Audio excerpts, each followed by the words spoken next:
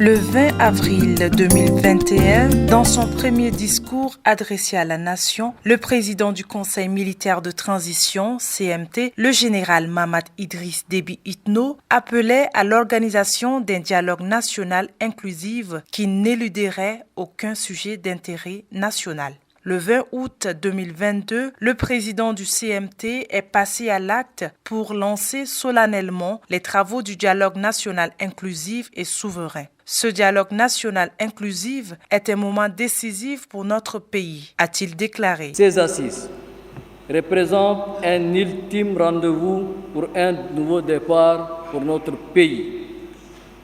Je vous souhaite à toutes et tous de fructueux et sincères échanges dans l'esprit du pardon, du respect mutuel et de la complémentarité. Sur ce, je déclare ouvertes les assises du dialogue national inclusif et souverain. Que Dieu bénisse le Tchad, vive la République, je vous remercie.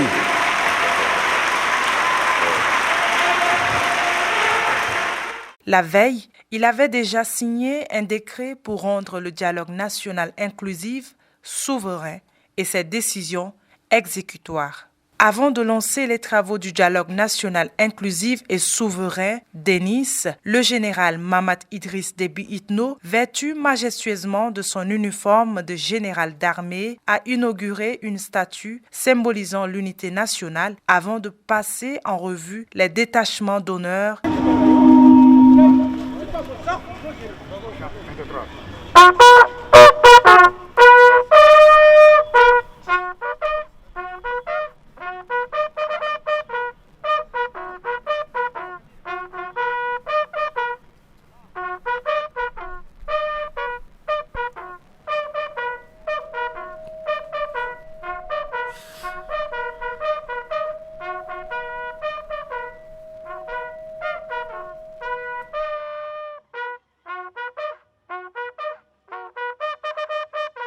Et de rejoindre l'intérieur du Palais des Arts et de la Culture, autrefois appelé Palais du 15 janvier, où les assises du Denis devraient se dérouler. Pendant 45 jours, 1400 délégués, membres des partis politiques, des mouvements politico-militaires, des syndicats et de tous les corps socio-professionnels ont diagnostiqué les maux du pays. Ils se sont ensuite repartis en différentes commissions pour discuter autour de 5 thématiques majeures, à savoir paix, cohésion sociale et réconciliation, forme de l'État, constitution, réforme institutionnelle et processus électoraux, droits et libertés fondamentales, politique publique sectorielle et questions sociales.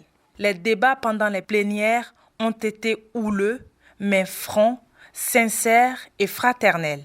Le président du Présidium du Denis, M. Gali Gata Goté, a dirigé les débats d'une main de fer. Excellences, Monsieur le Président, chef de l'État, distingués invités, Mesdames, Messieurs, chers compatriotes.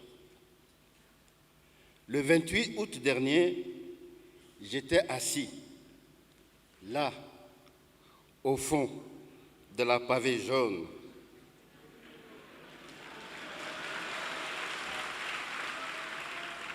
quand le destin m'a choisi pour conduire le présidium de ces assises.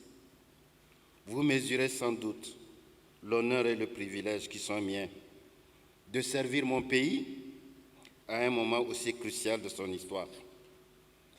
Fierté et reconnaissance sont les sentiments qui m'ont animé dans l'accomplissement de cette noble tâche. Permettez-moi de remercier du fond du cœur tous ces patriotes qui m'ont adopté et ont supporté, non sans peine, mes choix et mes décisions de leur accorder ou non la parole.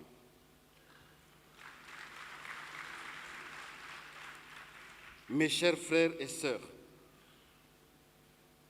au bout de 45 jours de travaux, vous devinez que je vous aime tous, de toutes les travées, de la grande salle à la salle 400, en passant par le balcon,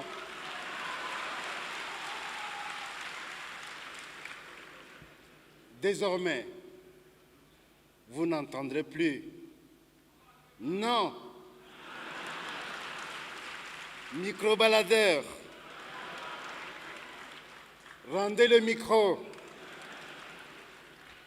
Vous me manquerez sûrement. Le patriotisme a prévalu et les délégués au Denis, de manière souveraine, ont pris plusieurs décisions fortes, notamment l'adoption de la charte de transition révisée, la dissolution du Conseil militaire de transition CMT, le maintien du président du CMT qui prend désormais le titre de président de la transition, la prorogation de la transition pour une durée de 24 mois. Considérant la souveraineté du dialogue national inclusif et le caractère exécutoire de ces décisions, considérant l'accord de paix de Doha et le processus de retour à l'ordre constitutionnel, considérant notre attachement aux principes démocratiques, notamment ceux de liberté, d'égalité, de justice et d'élections libres, crédibles et permanentes, transparentes, considérant que la justice, le pardon et l'exercice plein et entier des libertés publiques sont des conditions indispensables de la paix et de la réconciliation nationale. Prenant en compte les différentes préoccupations des populations tchadiennes, les participantes et participants aux assises du dialogue national inclusif et souverain tenues du 20 août au 8 octobre 2022 rejettent avec force la violence, les guerres et tout recours aux armes pour la prise ou la conservation du pouvoir. Réaffirme que le pouvoir appartient au peuple qui l'exerce à travers ses représentants élus issus d'élections libres, transparentes, inclusives et démocratiques. Réaffirme que l'exercice plein et entier des libertés publiques doit être garanti à tous les citoyens. Recommande à l'État de tout mettre en œuvre pour éradiquer toutes les formes d'injustice et de discrimination au sein de la société. Tout est bien qui finit bien.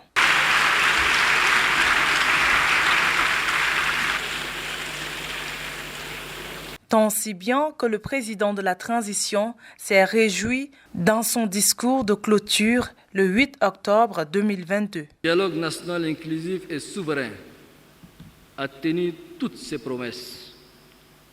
Les fruits ont tenu la promesse des fleurs en démentant les pronostics pessimistes qui ont voulu faire croire qu'un dialogue entre Tchadiens était une aventure stérile, voire une folie au regard de notre histoire tumultueuse. Par ailleurs, j'ai personnellement suivi et avec une très grande attention les différentes thématiques exposées, que ce soit sur la paix, la cohésion sociale ou la réconciliation nationale, la forme de l'État, la Constitution, les réformes institutionnelles, le processus électoral, les droits et libertés fondamentales, les politiques publiques ou les questions sociétales. Les discussions ont été de haute facture. Je salue vivement les résolutions fortes qui découlent de ce dialogue national inclusif et souverain et qui sont le fruit de l'intelligence de notre peuple, parce que le Tchad de demain le mérite bien. Distingués invités, Mesdames, Messieurs, mes chers compatriotes, je tiens à vous dire que je vous ai entendu.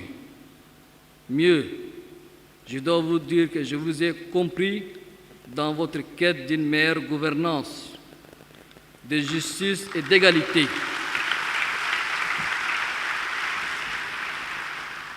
Une répartition plus juste et plus équitable des ressources nationales est une exigence de gouvernance démocratique.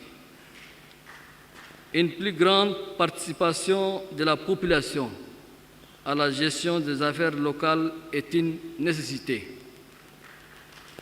Une gestion transparente et axée sur le résultat est indispensable.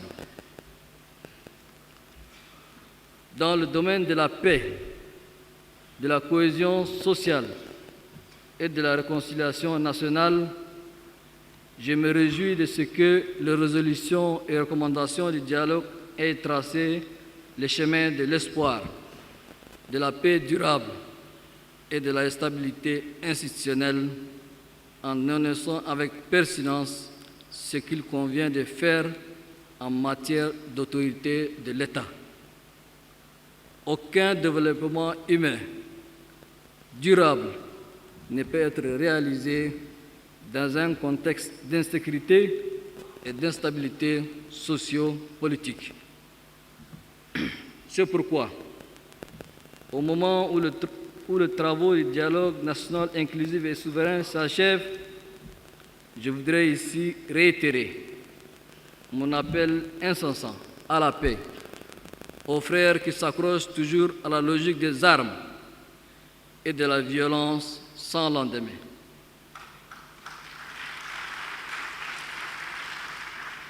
Pour montrer notre bonne foi pour la paix, je prends l'engagement devant Dieu et devant vous de libérer les prisonniers de guerre.